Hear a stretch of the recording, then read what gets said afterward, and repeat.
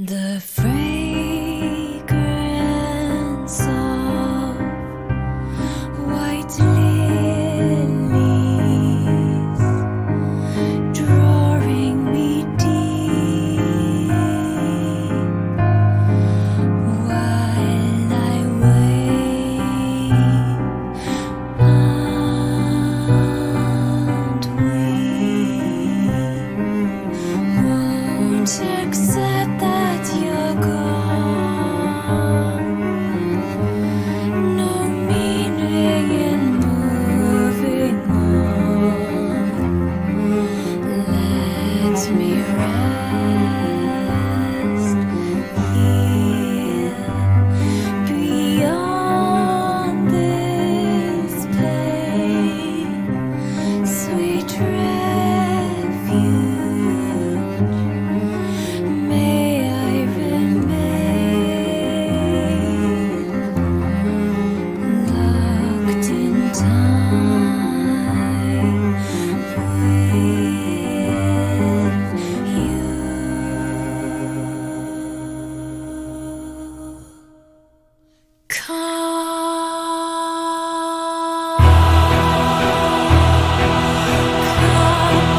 Flame of desire,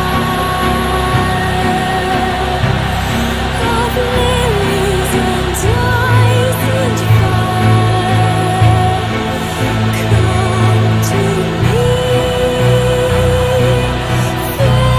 fill me, kisses, joy, entice me, beautiful still.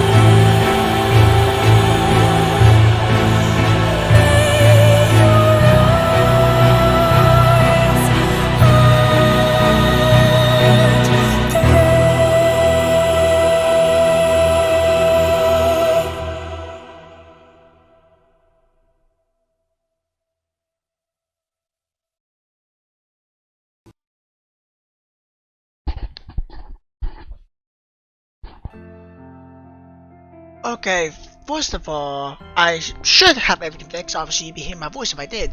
Apparently, when I was having problems with OBS and it was being stupid, and it seemed to, I think, updated on its own or reset my settings for some reason.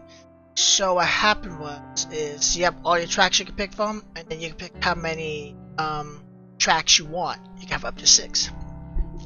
And obviously, if you record the third track, it won't show up. It'll just if 2. Well, what happened was we reset it, went back to 2, and one track, actually not audio track, but it's one track at least, is for my video, and the second one was for the game automatically. So my third track never showed up, even though I did record it. I have a memo talking, I remember my mic being working, and it just didn't record it. So that's what ended up happening. I forgot about that setting because I haven't changed it in like 2 years. I kept it once. I always use at least 3 tracks. That's all I need. I don't need no more than that. I usually have a, I guess, browser track or whatever, but it's not really a track. It just overlays. So that is what happens. I'm sorry about the inconvenience. It sucked for me too, but I didn't want to stop the series because of that, because I actually genuinely like this game and I want to go through it. I'm actually excited to see what happens next and all that. So everything should be good now. OBS is being just kind of stupid. I haven't even finished Nier Power yet, which I want to, but for some reason it uses so much CPU. I checked this. This uses like barely 50. This is like 50 auto. Obviously average about 35 to 40. But it's also recording too. I'm also recording too. So yeah, which I'm hoping to finish that and do a full playthrough of it, hopefully soon. And then I'm gonna check the second one if it has issues like this too. If it does, I might not be able to finish it off if I want to. But oh well. Anyway though, we're here for this. So let's go back into it and hopefully everything works fine and have no issues. I hate having issues. Office officers usually sober when I exit anyway. There are a few people around the normal. Some executives I really see on this level are hovered around in one of those glass screen cubicles to one side of the floor. Despite Sheena standing at his desk, talking quietly on the phone, he's nodding and bowing a lot, despite the fact that whoever is on the other end of the call can't see him. I wanted to ask somebody what's going on, but nobody seems to notice me driving. I shuffle my way to the desk to sit down. I spent some time looking over a spreadsheet to his task. After going fully, Sheena arrives in front of my desk, seemingly out of breath. Noriko, has anyone filled you in yet? No, what's going on? Why is half the office empty? Well, you see, somebody within the company died yesterday. Oh? Somebody we know? Sheena shakes his head slowly, expressing serious. Nobody you would have interacted with. She was an exec, up on the 21st floor.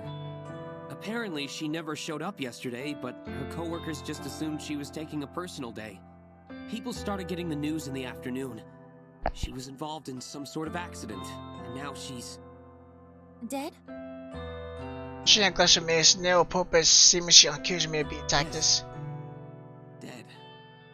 So, I mean, I get it's a tragedy and all, but how does this explain where everyone is today? You should have received an email sent out by HR this morning. Basically, everyone is being offered professional grief counseling. Seriously? I think some people are taking up the offer, but I suspect some other employees are using the opportunity to skip out on work. Regardless, what happened to Miss Tsurumaki was a tragedy. So unexpected. I blinked a few times, getting ready to turn back to my complete. Tsurumaki? Wait, what was her name? Huh? Ms. Tsurumaki. It should be in the email. She had a young daughter and everything. It's really sad. Akane Tsurumaki. Though I never met her before, her face appears, my mind was stonily clear. Oh, so she was one of the execs. Okay. Self-expreciation in accidents. She worked in. I can scarcely believe it. True that this is a massive company with thousands of employees Japan-wide, but still. More to work in the very same business as me? Still coincidental civilians. I have gone to Kyoto if I knew she worked in my building. The scenario creates more coincidentals. A person that will question her death, do they also work you? Would have to be somebody who knows her well enough to want her dead, or to hide that they work here as well. You okay? I would like to stop in space now and I turn back to Shinya. Yeah, sorry, just thinking is all. Well, grief affects us all in different ways. I think. The details for the counseling sessions are in the email. Be sure to take up the company's offer if you think it'll help. As for me, I think I'll be okay. Some quiet reflection on the matter should help clear my head. Sure, okay. Plus, I have a date with Tomoe to look forward to. It's important to look ahead in times like these, isn't it? I think I read that somewhere. Ugh, yeah, that's what they say. Very well then. Do your best today, okay? Right. Shinya takes his leave and I let my shoulders slump. I killed someone from my office building. I didn't know that at the time. My involvement be traced? No, I was careful to cover my tracks. I deleted discarded the bonus phone SIM card and trashed the phone itself. There's no way anyone will find out I was around. Besides, I don't even know if the authorities are treating the case as a murder. As far as general information goes, it would seem like it truly is treated as an accident. Ew. However, I sure would like to uncover the identity of the person who said Tsurumaki's death. Thought that it would be someone I work with makes me way too curious.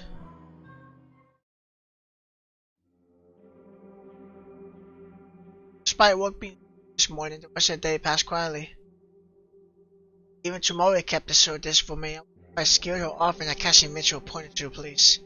Not that I actually would report. That would lead to the police getting mixed up in my life, and I can't have that consider my mission. Especially now that I know I have a connection to Tsurumaki. Wash my hair in front of the mirror in my bedroom. I remember my makeup and revealed ever so faint bruise on my cheek. The fiber tomorrow. Since tonight's rather cold, I decided to snug up on the covers in bed with my laptop. I crawl into bed and gets up over myself. More for some, this is immediately. I have to fight the urge to not fall asleep here. I understand. I was trying not to fall asleep recording this. But recording this because the beds are so comfy. To keep myself awake, I checked the requests on the website. Pleasantly surprised to find there were 2 new requests. 2 in 1. My heart begins to race and I quickly open the messages. First message reads, Teachers, 11:14 a.m. Phone attachment not found. Animate show attached. I thought I configured the website to reject requests unless an image is attached. This is really irritating. I got my hopes up for none. It takes me a second to remember that there's no request rate. My optimism renewed to the other message. 6 p.m. Download image segment. Yes, this request has been submitted correctly. The image is loading before me. Victim is May, early 20s. He's fading off little. Excluding his caches, there's a kind of work he does. Order of him is simple. I don't know if he uses it for his noise profile or if it's an ID for him. So either way, he looks like a happy person. I'm not so naive to pretend I can't guess as the reasons this guy's wanted dead. Perhaps an ex had submitted his details after a bad breakup, or a jealous sibling to my picture. People's motivations are pure selfish, or questioning the death of somebody is guaranteed to be motivated by self-interest. So why does somebody want Maki dead? She was so plain, so uninteresting. She didn't look like she was capable of even thinking about wanting somebody. Did somebody want revenge on her, or did someone simply find her so dull that the thought of removing her from the planet seemed appealing? I erased to my own thoughts and returned to the task at hand, doing on the past victim. I want to continue my streak of success. This new guy's attractive. It's almost a shame I have to chop him up.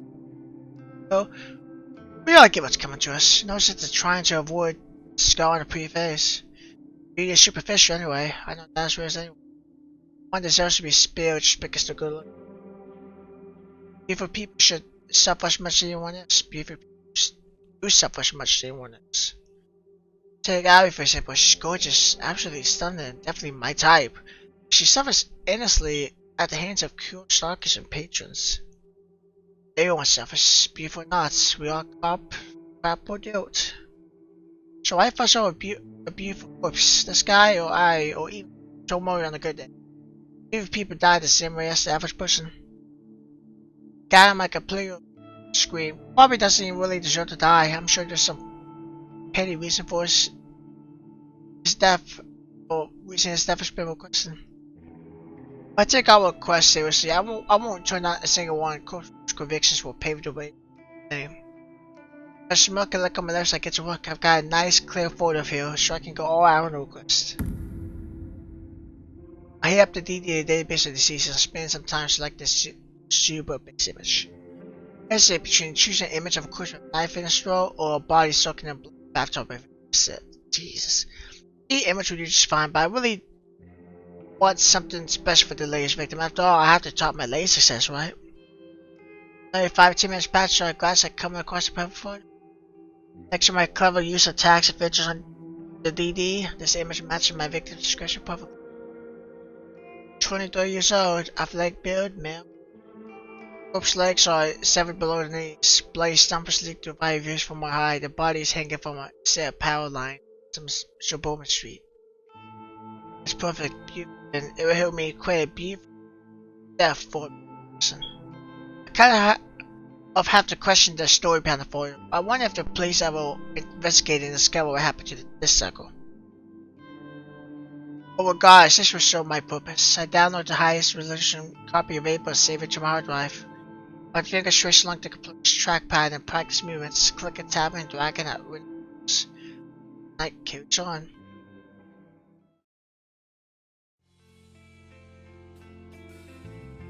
Enjoy that Friday morning.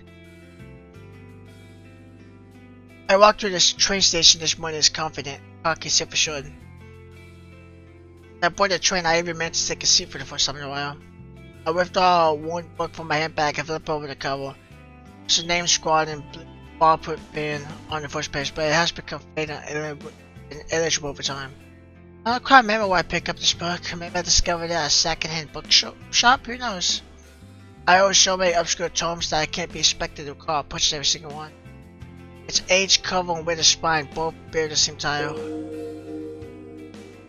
Fussy photography, a comprehensive history of photo manipulation. This book is written in English, and it's a slog to work through my limited knowledge of that language.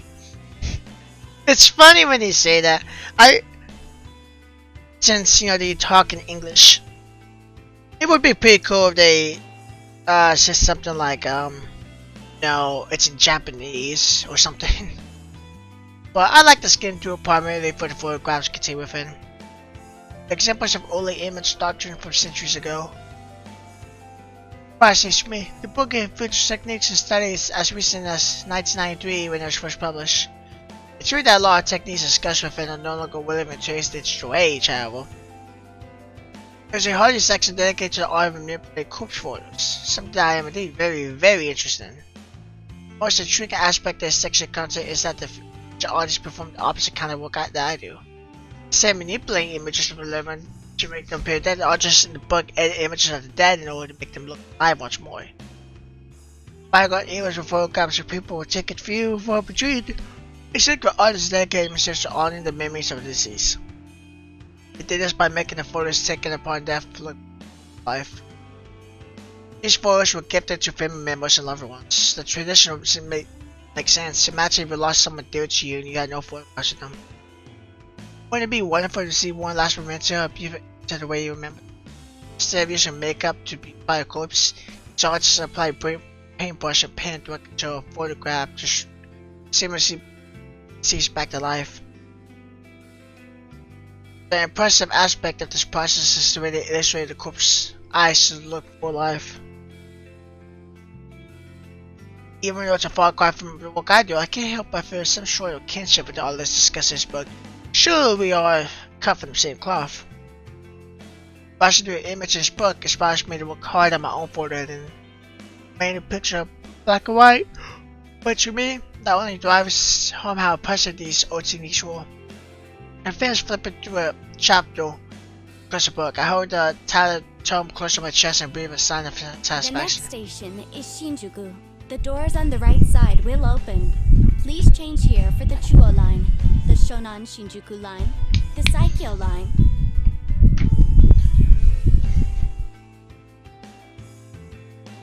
I quickly stuff the bucket on my hand back and get ready to spark the train.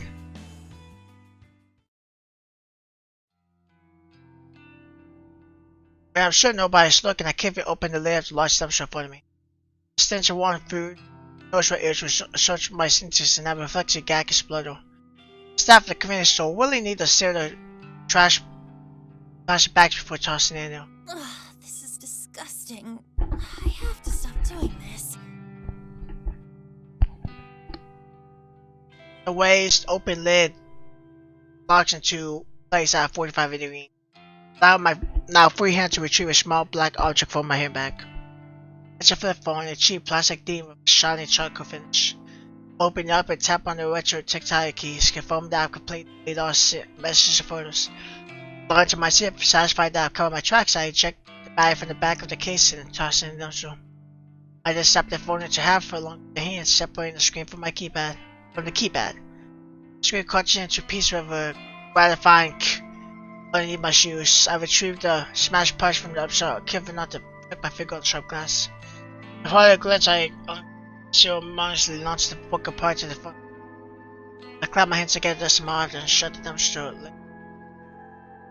I sat up between the brick wall of the convenience store and no matter where on the team to keep people like me away from the dumpsters. Now in front of the convenience store, I finally feel I can breathe, deeply without fear of exhaling the toxic contents of the dumpster. I let my lungs take the field before nonchalantly crossing the street. I took care of the latest bulletin before leaving the office building. I cracked the SIM card in half and disposed of it in the combustible trash. Now in the front of the city stored and discarded at a different location, my mind is at ease.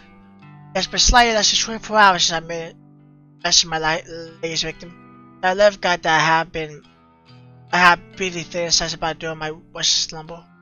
My general rule of thumb is to keep a button phone for exactly 24 hours after setting the phone. However, I made an exception. I want to discard the phone. Get my exile and get a 4 nights rest night. Besides, it's not like anyone ever applies to miss a sin. I love what they did, but it is what it is. So, really, there's no point holding on to evidence of the one. Say. Maybe so. I won't tomorrow stay on the list. Victim's timestamp 8:30, 10:31. Victim may decide to kill himself today, of course he could, just like Johnny Chomaki. But if he's any like her, out to just a few hours before listening time, he'll let Panic feel bored and bitter inside him until he just can't take it anymore. Or someone else will come along all for him, like sure. I still don't know what happened to Woody though. She killed herself, or did someone else snap out her life? Anyway, I'll start with such a Beatrice tomorrow. However, that this would be a nice and successful quest. If it is, it'll truly be a streak. The butterflies in my stomach across the road.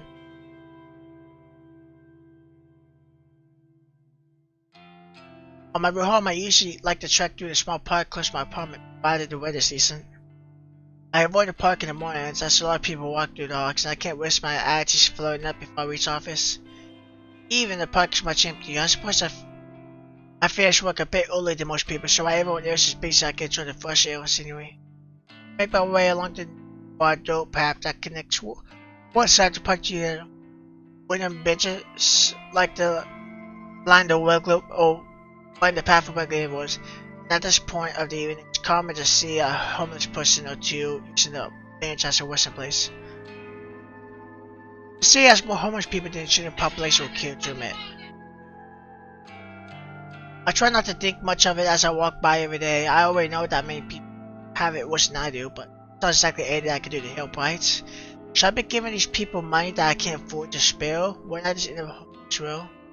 Not exactly broke, but I live a month to month with my salary. It's expensive to live on the outskirts of Akihabara. A community Shinjuku every day isn't cheap either. Add electricity, bills, phone, food. I mean, I don't eat unless I have to, but I would starve if I didn't buy a meal every day. Don't get me started on the cost of the coffee I drink. I'm lucky I can score a can for 100 yen, but more often than not, I'm paying up to 150 for a single can. If I were to buy canned coffee in bulk from one of the shoe variety stores like Don Coyote, I would still only save a handful of loose change. And I wouldn't have access to a familiar selection I get at the convenience store.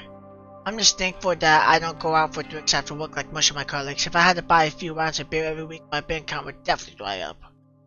By avoiding that kind of group outing, not only do I save money, but I'm also not forced to spend more time around people. It's a win-win situation. As I'm trudging along the path at Spirit's place, I tell myself to speed up my gats. Toward the exit of the park, the salute to two people on the bench coming to me. The sound of laughter carries on around, and I can't help but feel like I've heard a voice before. Start closer, sink sensation in my stomach. I immediately get the urge to turn around, but I'm so close to home. Aha! It's Noriko! Knew it. Fancy seeing her here. I knew it. Noriko's here. Jamari and Shinya. Jamari glares and flips her long hair behind her ear with a eating grin on his face. Shinya looks kind of out of place inside the office. His face is fitted by an especially uncomfortable expression. We started to wonder why these two are here, but then I recalled that Jamari did mention they were going today on Friday nights. Of course, it's just bad luck that I would run into them on the way home though. What are they doing tomorrow? I have to assume that Jamari came here on purpose by me. On your way home? Uh-huh. How's your, date? We're having a blast. Right, Chen? Yes, of course. A great time. Doesn't seem happy. Wouldn't have Toby has been dragging Shay along against his will. Okay, well, I'll leave you to it. Hey, we're gonna grab some chicken. Why don't you come with us? No thanks. I can't think of any worse place to spend it even the emo Tomori. Please come with us, Noriko. Shin has a dejected look on his face. was pitiful, but he brought the state on himself. Why should I have to bail him out? Sorry, I've got things to do tonight. Are you sure you're not just avoiding eating? Afraid to gain a bit of fat? Honestly, don't know what to say to that. Station, you ever seen Noriko eat anything? Well, now that you mention it, she never seems to eat at the office. I eat at home, if that's okay with you. So I can play it live. Just say, just I don't eat at all. Come on, come get some chicken with us. You can throw it back up or whatever afterwards if it makes you feel better. She's not to get on my nose, I swear. She tries to identify my flaws and insecurities just so she can wipe my face. Tomoe, you're not being very nice to Noriko. Aren't you two supposed to be friends? We're besties. Besties talk shit to each other, right, Noriko? Right. Huh. Fascinating. Anyway, I'm going now. See you on Monday. Okay. See you then. Buzzkill. She's such a drag. I like Tomori words hanging in the air as I walk past her. I pretty know that she dragged Shinya all the way here just to taunt me. Is this her idea of a good date? Does she care about Shinya at all, or is this whole thing just to annoy me? Tomori dating Shinya doesn't get under my skin. I don't have feelings for her. What does get on my nerves is simply the fact that Tomori is trying so hard to get on my nerves. Of course, it won't be fair if I could carry on my way home without one final interruption. Tomori calls out to me again. Your friend Aoi is gonna start work with us on Monday, yeah? Oh, fun. I can't wait to meet a friend of Noriko's. I guess I suppose she told her about that. I turned back to face the bow. Don't even think about messing with Aoi. That girl has dealt with enough crap at her last job. Oh, has she? Maybe big, strong Noriko can protect her now. I'd do anything for her. She's my best friend. If you had any friends of your own, you'd understand what that feels like. Well, I got plenty of friends. And only some of them are sluts like you. Yeah. I'm going. I finally mentioned disengaged from the conversation. Even Tomori's mock a laugh personnel. Exit part across the road and walk down the block leading to my apartment. Tomori, I have to wonder if that goal exists solely David. I have to tell myself she's not worth my time. I can't let her talk to get to me. Raining bullets, as she said, that's what started on Chinoko. When I hand through my hair, I smiled and punched my apartment building.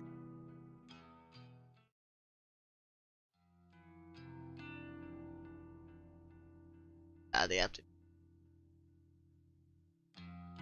I spent all morning trying unsuccessfully to calm my nose. I'm anxious about finding out whether my lady's fixing on his pills. It's afternoon now, so the time waiting on this photo has passed. If my work was successful, I should enough. Always set up in the bedroom neutral on my phone to keep me informed. Instead of sitting home all day waiting for my phone to go off, I decided to visit the hangouts. Public libraries don't get the credit they deserve in this age. They're quiet, calm, student. I can sit for hours for free and just get lost in different worlds. Not voice. Plus, they always carry works by my favorite authors. Sometimes the librarians are even kind enough to recommend titles that might fit my taste. I don't feel judged here. Nobody looks at me and mocks my clothing and my makeup. Nobody looks at me and asks if I've had enough to eat. Nobody makes fun of me. That lonely corner with Lovecraft and call me stroking her hair. Every so often, I put the book aside and check my phone out of habit. Still no looks. Have I miscalculated something? That my latest photo not look convincing, or dang it, enough to spy a suicide model? I found myself going to the anxious and impatient. Ooh, huh? You a Lovecraft nerd? I blinked twice to look up at the strange man standing over me. Huh? Sus, didn't mean to interrupt. Notice you're reading Lovecraft. Huh, in Japanese too. Didn't know this book had been translated. Yeah. My English isn't great, so I read the translated versions. That's mad. Do they translate esoteric names? Can't imagine Cthulhu being easy to write in kanji. Well, it's written in katakana, so... Course. Kojiro. Phoenix is here and I can't tell if he wants to Shaking to pass him my book. What? I'm Kojiro. You? Noriko. Kurosawa. Nice. Just Kojiro for me. No last name. Call me Koji. You don't have a last name? Used to. Lost it. Fire, you know. I'm just Kojiro now. This guy's weird. His clothes smell like they've been stashed in the back of a closet for a decade or two. His face is unshaven and his eyes are scarcely clear despite being masked by a pair of thick glasses. Didn't mean to keep you. Saz again. I'm looking for Nobel Sinclair. He around here? I mean, I don't know. Who? Writer guy? Did that book about befriending the dead? The librarian told me to check these shelves. Sorry, I don't really know. No worries. I'll find him. You know, you look like the type who'd enjoy his books. Not to judge you by your cover. Need a strong stomach, though. Messed up shit. Much as I hate to admit it, the strangers capture my interest. How messed up are we talking? Well, his first book describes dressing up corpses, taking them to dinner. Goal is to not get caught out. Mad, right? Like something out of that American movie, Weekend with Bernard, or something like that. Second book goes nuts. Main character fills the school classroom with bodies, all dressed up as students. Runs lectures and records them, puts them online. Best part? No one can figure out if these books are fiction. Internet says Nobel Sinclair actually did these things. Says he's doing time now, writing these books as a confession. Interesting. Right? It's deranged. Makes for a good bedtime reading. Huh. You want noise? Well, of course you are. Yeah. You? Yeah, at Koji. Add me if you like. We can talk shop. I'm gonna find Nobel. Wish me luck.